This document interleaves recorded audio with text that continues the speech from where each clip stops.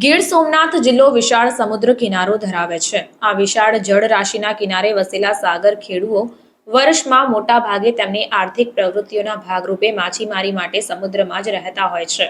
આ સાગર ખેડૂઓ લોકશાહીના મહાપર્વ એવા ચૂંટણીમાં સહભાગી બને અને તેઓ મતદાન માટે પ્રેરિત થાય તે માટે સમગ્ર જિલ્લા ચૂંટણી તંત્ર સમુદ્રની લહેરાતી શીત લહેરો વચ્ચે સવારના ભાગે તેમની બૂટ સુધી પહોંચી અને બૂટથી વોટના મંત્ર સાથે મતદાન જાગૃતિનો સંદેશો આપ્યો હતો. જૂનાગઢ લોકસભા મત વિસ્તારના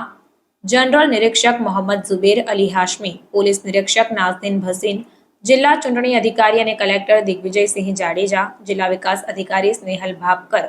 જિલ્લા પોલીસ વડા મનોહરસિંહ જાડેજાના નેતૃત્વમાં સમગ્ર જિલ્લા ચૂંટણી તંત્ર દ્વારા સમુદ્રમાં સાગર ખેડૂઓ વચ્ચે પહોંચીને માર્ગદર્શન અપાયું હતું. ભારતીય તટરક્ષક દળના જોમ અને જિલ્લા વહીવટી તંત્રના મતદાર જાગૃતિના જુસ્સા વચ્ચે વેરાવળ બંદર ખાતે એક બાજુ જિલ્લા ચૂંટણી તંત્ર દ્વારા મત જાગૃતિના સંદેશ અને શપથ, તો બીજી બાજુ એક કતારમાં ઉભેલી માછીમારોની હોડીઓમાંથી ઉઠતા ભારત માતા કી જયના જયઘોષ વચ્ચે સમગ્ર વાતાવરણમાં મતદાન જાગૃતિના સંદેશા વચ્ચે એક ભારત શ્રેષ્ઠ ભારતની ભાવના બળવત્તર થઈને નિખરી ઉઠી હતી. સમુદ્રમાંથી તિરંગો લહેરાવી અને બેનર્સ દ્વારા મતદાન અવશ્ય કરીએ નો સંદેશ આપવા સાથે સમુદ્રમાંથી મતદાર જાગૃતિની લહેર ઉઠી હતી, જે આગામી સ્વર્ણિમ અને ઉજ્જવળ ભવિષ્યના ભારતની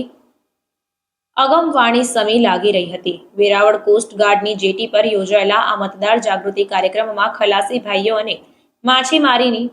વ્યવસાય સાથે સંકળાયેલા લોકો જોડાયા હતા અને સમુદ્રમાં બોટને કતારબદ્ધ ગોઠવી અને સમુદ્રમાંથી જ તિરંગા લહેરાવી તથા બેનર્સ દ્વારા મતદાન અવશ્ય કરીનો સંદેશો જિલ્લા ચૂંટણી તંત્ર દ્વારા આપવામાં આવ્યો હતો.